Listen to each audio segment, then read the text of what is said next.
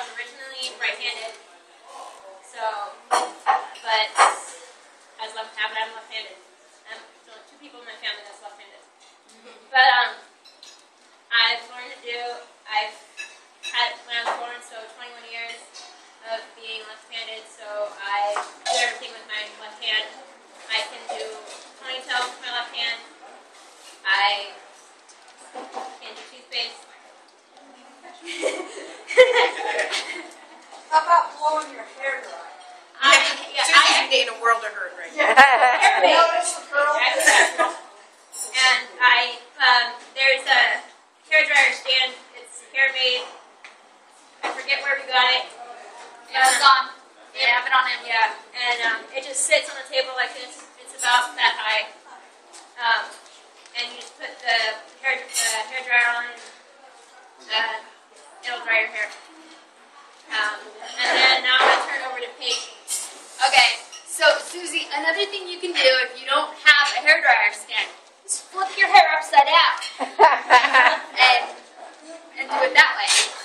But okay, so how was it, you guys? Eating with one hand, tricky, slow, tricky, Easy. yeah.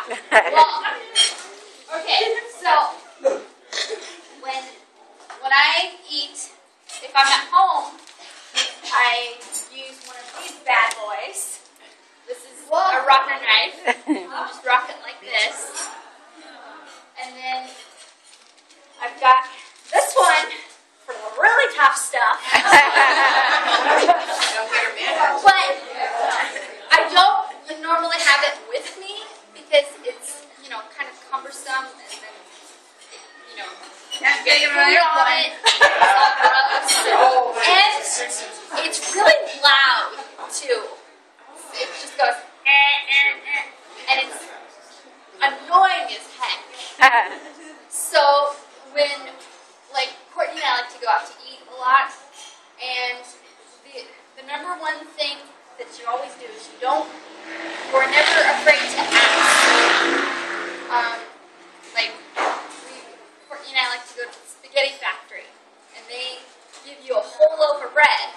Well, she and I can't cut the bread, so we just ask the waiter to do it. And he's perfectly fine. And package up the stuff. Luckily, I am what I like to say a carvetarian. So 9 times out of 10, if there's pasta on the menu, I'll get that just because it's easier to eat and I don't have to ask anybody to cut it for me, and it's delicious. So, let's see. And, yeah. So, see, I can tie my shoe with one hand. All right. So how about it right now, if you're finished eating and you're wearing shoes that have ties, go ahead and just push your chair back from the table. We're going to give you about, well, Paige could probably do it in about 2 minutes, or 1 minute, but we'll give you a couple minutes to give it a try. 30 seconds is more like it. Oh, 30 seconds. Let's see if you can beat Paige. You want to give it a try? Yeah. You want to demo it for us? Okay. When you guys are done, I'll show you how you do it. There you go. Give it a try. See what you can do. How's it going, Mr. Stevens? I'll try it. Oh, we got some group work going here.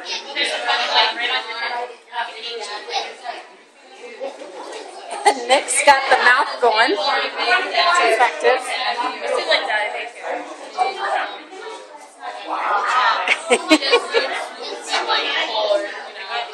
Oh, the look of concentration.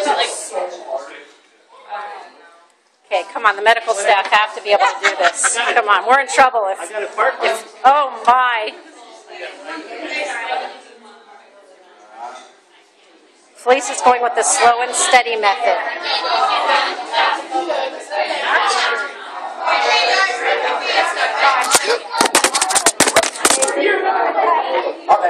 No problem.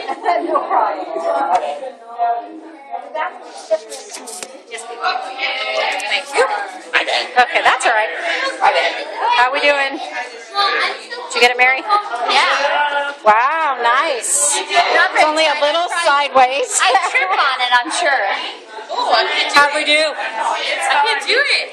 You can't or can't? I just can't touch it. Oh, not bad, not bad. How we doing, girls? You got it? Oh, not bad at all. How we doing over here? Did you get it? You got it? Nice. You got it? Excellent. I tried to get a picture of the 4 of them with that light. Oh, we'll move them and we'll get them in there. Yeah, we will. We will.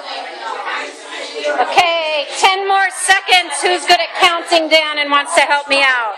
10, 9, 8, 7, 6, 5. Sit down, bud. 4, 3, 2, 1. Okay, Paige.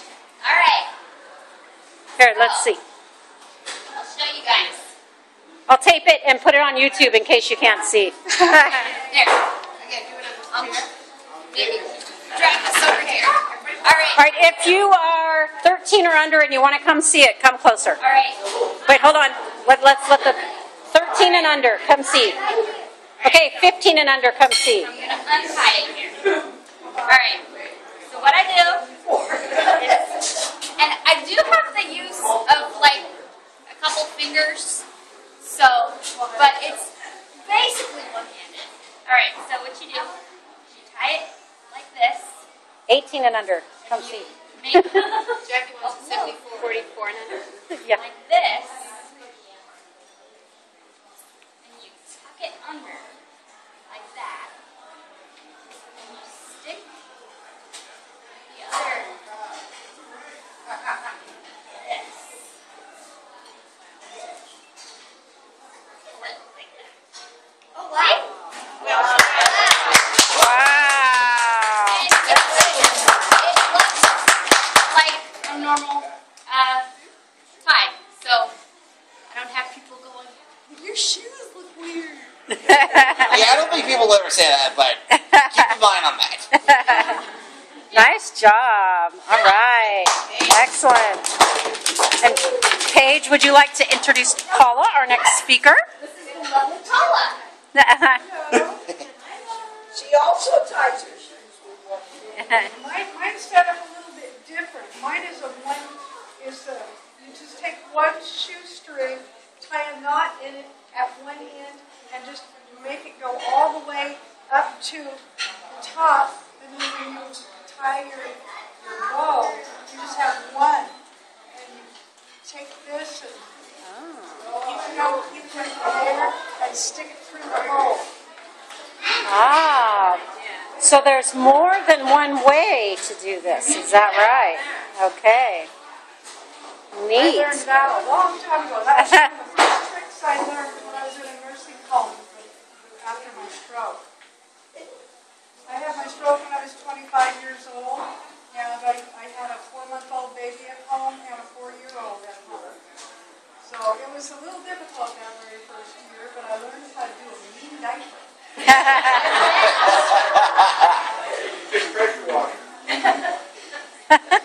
So the second year after my stroke, I decided to do horseback riding, therapeutic horseback riding, and I really enjoyed it. It helped me to get my balance back, and it helped me get my self-esteem back. You know, because I wasn't born with it, you know, so when you're used to having, you know, being a cheerleader and skiing and doing everything, you know, and you can't do anything. It just really is scary, you know. So I decided I'm going to just go ahead and have a good life and do what I can do, you know. And it was really fun to do the horseback riding because we formed an all-handicapped color guard team in Fremont. And we showed the colors at parades. We went to different like football games or Special Olympics, and we were all on our horses. And my horse smiled. He did. I was in a parade, and all these kids are going, "Look, that horse is smiling." I learned quickly how to do everything with one hand. Put clothes on, tie shoes, blow dry my hair. And that gives me, I have a different way of doing my hair. although I have had the same thing that Paige had a long time ago, but this here is a good suction cup, and you wet it a little bit and stick it up on the mirror in your bathroom, and you put the cord of your blow dryer down this way, and it sticks out like that, and it's basically your hand holding the blow dryer up, so I can curl my hair with the brush with the blow dryer. So that works out pretty cool.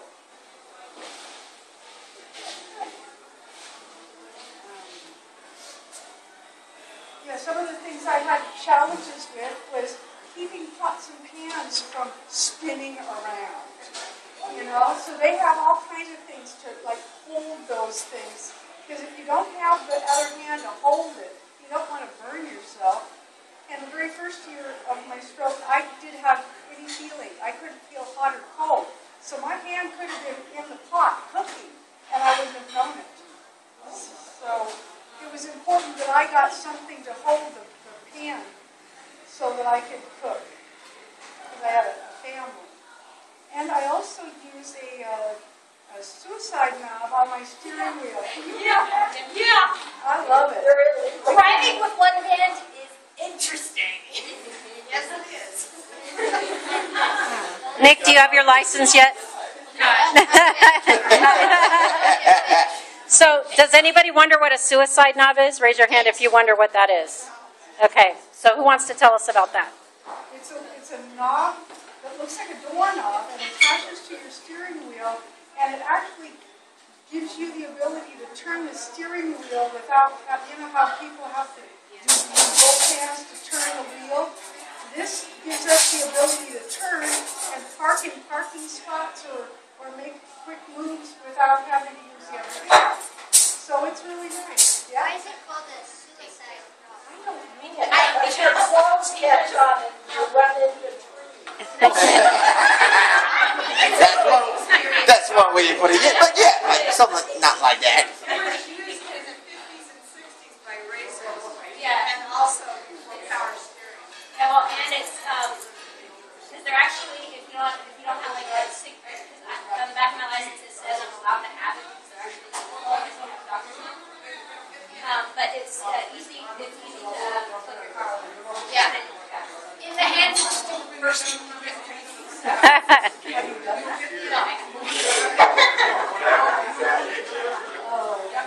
And then I also have a rocking knife.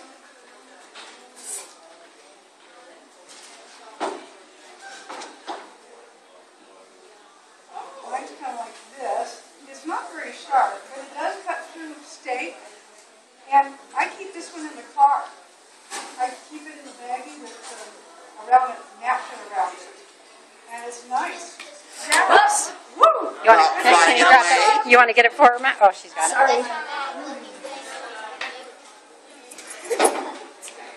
How many of you dropped something today while we were eating? I did. Lots of times. And this is my cutting board. Voila! I have 2 nails right here, and I can put a potato on that and peel my potato, or I can put a tomato or anything on there and be able to cut it. Because if you don't have the other hand to hold that thing that you're trying to cut, then it's hard. Can you do an onion? Onions are Yeah. hard with 2 hands. As long as you put it down on it and have a really sharp knife, that works good. It works good for cutting up meat too. You know. Now, And did then you buy that or is that homemade? This is homemade. Dick Morasso made this for me. Wow. And then these things here are when you make sandwiches so that the bread doesn't go off onto the floor. It holds it right there. Very cool. So these are things that I use that help me out a lot. Wow.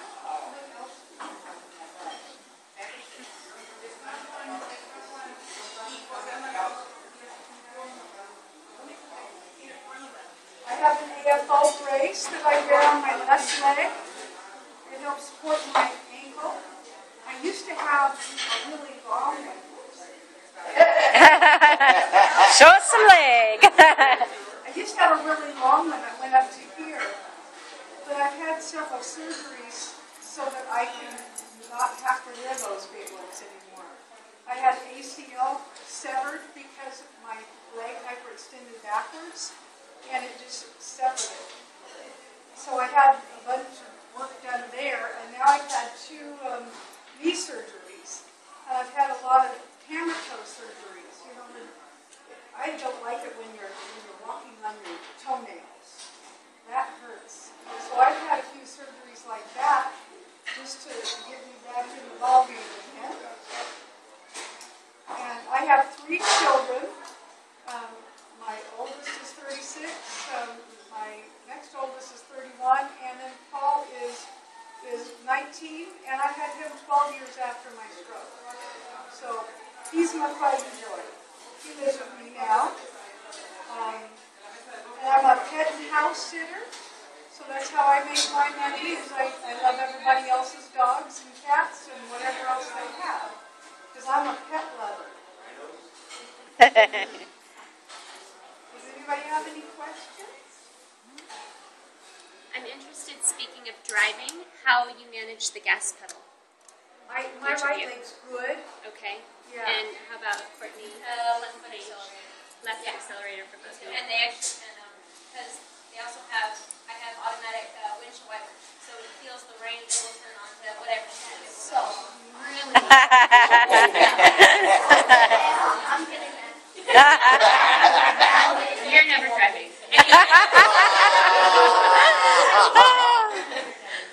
Okay, my dad. How difficult was it for you to find a company locally that would make adaptations to a car for you? I actually, Mom, what's it called? There's one right in Rancho Cordova that's really good. That they done the accelerator, because before I came out, we had both cars. Yeah, we actually have this car. We have it in the parking lot. Was it super expensive? Not that I'm curious.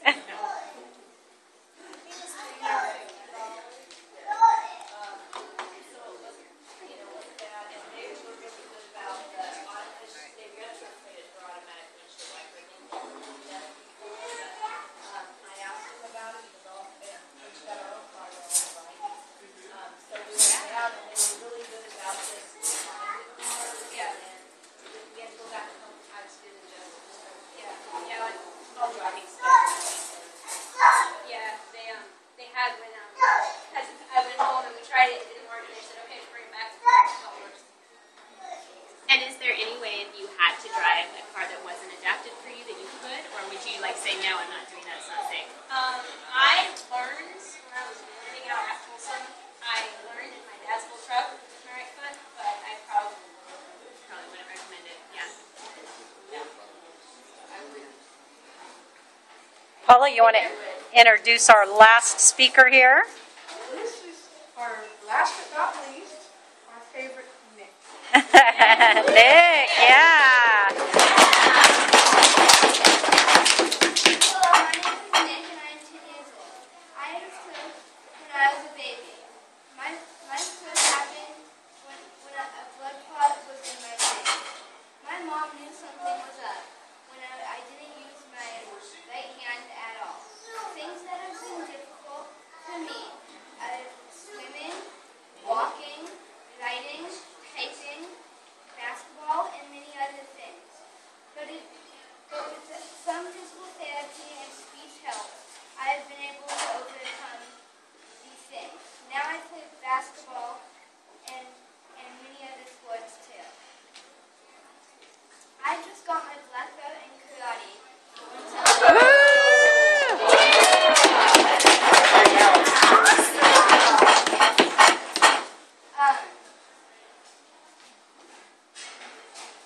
I also have straight A's in all subjects in school. A stroke is hard, but not impossible to overcome. Nice. Woohoo!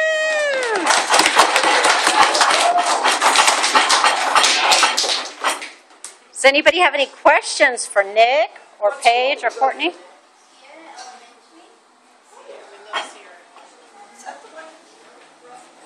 Top of the hill on Sierra Falls Boulevard here, yeah. It's Rockland. What's your favorite subject? I like What was it? Reading. Reading's kind of challenging sport. Nick, Yeah. can you tell No. me a little bit about some of the different therapies you've done since you were little?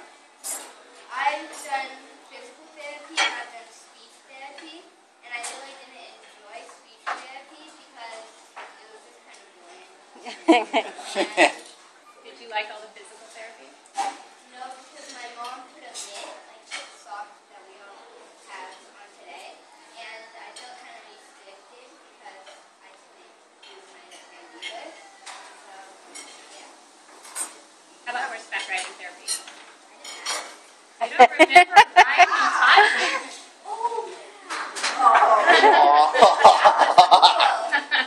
That didn't seem like therapy. It just seemed like fun, right? Yeah, I go with that theory. It's fun. And I've done a therapeutic work with her too. By far, that was the only therapy that I probably, well, my favorite therapy, and it was the only therapy that I actually stuck to. And I actually lost my own horse for 2.5 years. I did hope therapeutic horseback riding also, and maybe it's different, but I hated it. I hated it. Well, yeah, for me it was like, I felt like I was walking on a tightrope kind of. Felt like I was in a law. And I've gone up on horse and I didn't like it, so. When you have to write like paragraphs and essays and stuff for homework, does it take you a long time?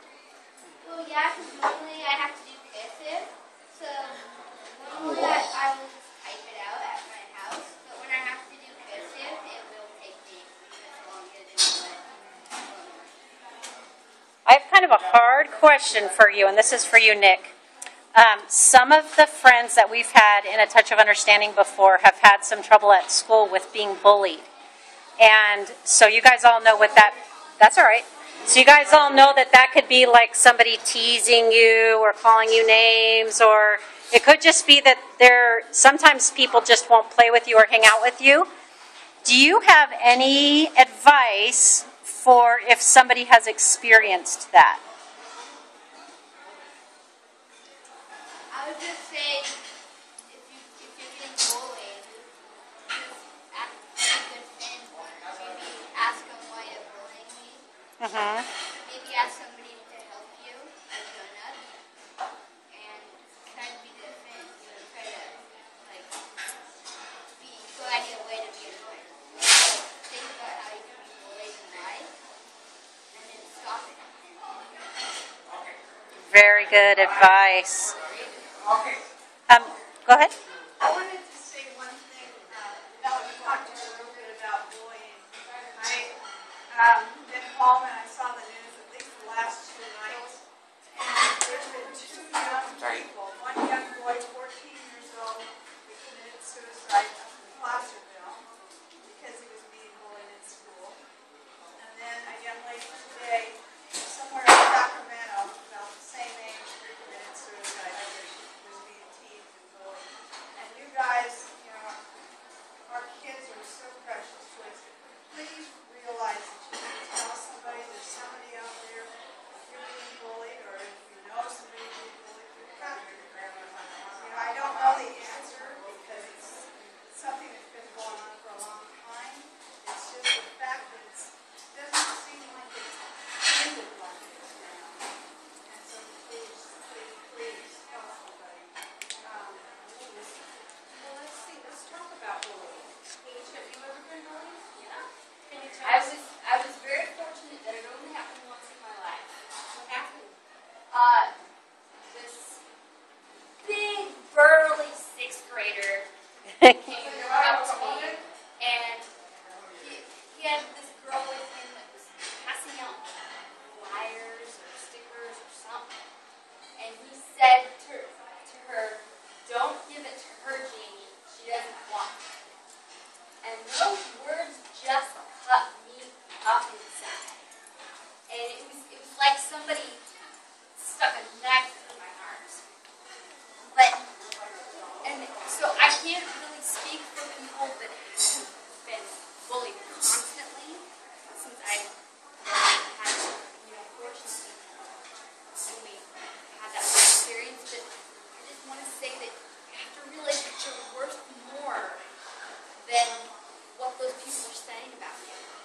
and you can't say that it doesn't affect you, because of course it does, and it really does hurt, but you have to realize that you're worth more than that. And those words should not carry as much weight, because no matter what they think about you, you are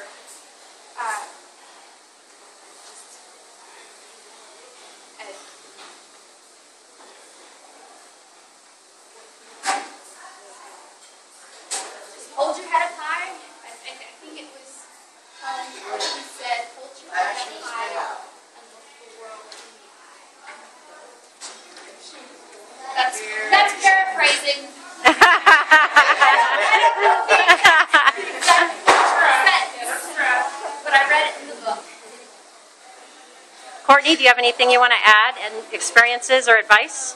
I've actually never been bullied, but I think that has a lot to do. I saw a touch of understanding. They came to in my class when I was in second grade, and I think that had a lot to do with it. So I never was bullied. Paula, do you think that anybody that's an adult ever experiences being bullied or mistreated? Oh, I'm sure it happens. In fact, when I was a lot younger, people didn't realize that I was really handicapped. And even security guards at malls would come up to my car and say, "You can't park there." And I said, "I have a handicap placard." "Well, let me see that." You know, and he would just, they would get really weird with me. It's like, do I need to get out of the car and gimp around for you so that you can see that I really am handicapped? People like that, they did that all the time in my 20s and 30s, and even in my 40s, they did that. "You can't park there." Well, and it happened in Folsom just recently at the bank. Somebody came up to me at the bank and when I was in the ATM, and somebody said, "You know, you're not supposed to be parked there." And I said, "Well, why not?" "Look at my plates." So yeah, it happens all the time. This isn't really bullying per se, but I've had like with my service dog when I'm out places, they'll say, one in particular, I had to explain to him that she is a graduate, and he thought that it was a graduate, but he thought I was holding her. When is she going with somebody? He didn't know that it was my dog. And this elevator right up, she's my dog. So let me ask you guys a question. So sometimes people aren't sure what to say or what to do. So I know sometimes people avoid eye contact, or they might say something that's unkind. If we meet somebody out in the community who has a disability, what should we do? Be yourself.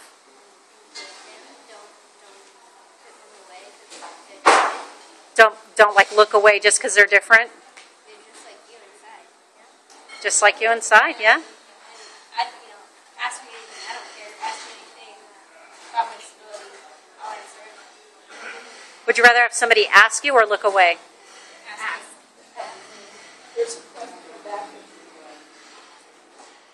I was just going to mention that Nick has had 2 episodes at school.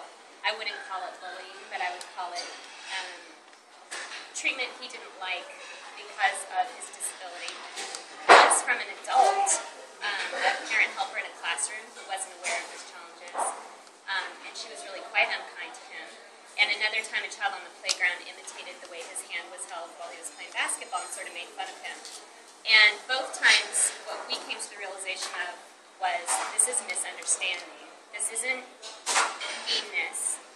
This isn't, it's just ignorance. It's ignorance and misunderstanding, which is one of the reasons we appreciate A Touch of Understanding so very much, because the mission is to increase understanding and to make ignorance go away. But sometimes when you're the one in that spot, it's very hard to always have to be the educator. You know, it just gets tiring. It's only happened twice to us, and both times I have to say it felt really bad. And so, and as the mom, you know, get that mama bear thing where you're like, I could be very lovely and educate some people, or I could just run them over with my car. You have to say, let's educate, you know. That's better. But, and then the other thing I would say about bullying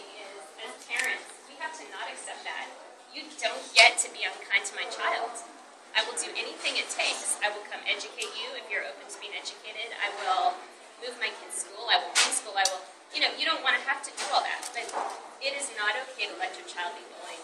And so, what the Seth bill is? I'm a school counselor and I became one because of my son's disability to educate kids on their civil rights to an education. And Seth's bill just came out with Seth as the young man that killed himself. I have not heard about that. Anyway, it's a new law that it is illegal now to bully anybody based on handicap or race or sex. Right? He killed himself because he was gay. So it is illegal what this boy did to him, and it's just black and white now. So it doesn't leave the authority with the administrators. They will say it's up to the school, but it's not anymore because it's gone too far, and that's what schools are doing, or the state's doing now to protect these kids. Is that it is illegal to bully, discriminate based on a disability. And hopefully that knowledge will empower parents They need to be very strongly advocate, because when I hear these stories on the news, I think, who let their child get on the bus that morning knowing they're treated this way day after day, you know? But you don't know, they have to work, they have financial stressors, they have other things that they feel like they don't have choices, but they feel like the law is on their side. They do have choices. Is that a state But law? you have to be an advocate for your child. Is that state or federal law? I believe it's federal. Yeah.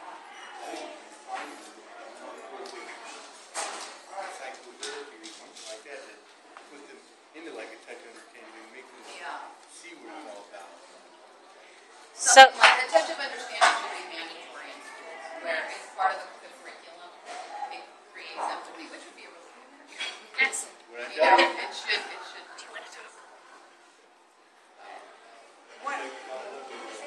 Yes. Can you stand up for me, Amanda? This is Amanda, another one of our lovely volunteers. Let's hear for Amanda.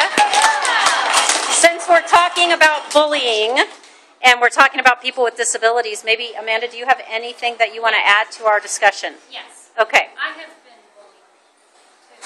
One time in high school, I was bullied by one of my aides in junior year. She would give me a hard time. She would accuse me of lying. She would say that the tutor would do stuff for me whenever I was turning my homework. She would say that you can't do this on your own. They can't trust you. You're going to go in first grade math if you can't do this. And in elementary school one time, I was ganged up on by kids. So tell them what you do. A friend of mine, Lisa, told the teacher, Mrs. Maxwell, she and the teacher went and stormed out of the classroom and she nailed her. What do you mean by nailing them, Amanda? She pointed each one of them out by name. And she was the smallest kid in the class. And So what's some advice you can give to people who are being bullied, whether they have a disability or not? you should get an adult. Because parents, teachers, principals, they can listen. Great advice. Great advice. And if you're a kid, you can be one of those that helps put an end to it. You don't want to be a bystander, you want to be an upstander. There So you you go. want to speak up for kids, because bystanders are just as guilty as the kid, the perpetrator. So you want to be an upstander, not a bystander. I like it. Have fear in your mind, which I have experienced that during my life. I remember I have seen my friends bullying each other with some crazy argument. And even still, I'm one of the new youth volunteers, just to clarify. I've seen my best friends have like these bully issue thing. During my school, I tried to be very social, helping with my socialization abilities. And recently, two of my friends wanted to chat with me because I promised one, but then the other one didn't have time for me to do so. So in my own words, it's like having a civil war all over again because, and it's like, if I fail one promise, then I will fail the other, and I have this big old fear in my life. But as I've gotten older and wiser, and more better knowing, I've learned to try to cast my fear aside as much as I can, and to learn to move on and let them try to sort it out or try to compromise. But bullying is not one of my favorite things to see in people, but seeing the piece that they made up and now friends in is rewarding enough. Because he or she that argues with another and bullies, there's always a time for peace between the two. Great words of advice, Matt. Thank you. I'd like to also add, I'm sorry to take over this, but I think this has been a very serious conversation we had. But Anna and Nick are on a committee right now trying to get some funding for the youth course. And one of the things that they were talking about doing is an all-out anti-bullying campaign. And we want to incorporate all of you into this. And so we might have an anti-bully day or something. We don't know what it's going to be like. If you can think of anything. I think we should hold up signs and say no to bullying. There you go. We should do like a picketing, like a march. I love it. Be a buddy, not a bully. Right. So it sounds like it's something that is needed, and it sounds like all of you guys might be really right there with us, huh? Here, here. All right. Well, let's give one more round of applause to our speakers. Thank you. And speakers, we want a picture of you, so we need you to come right over.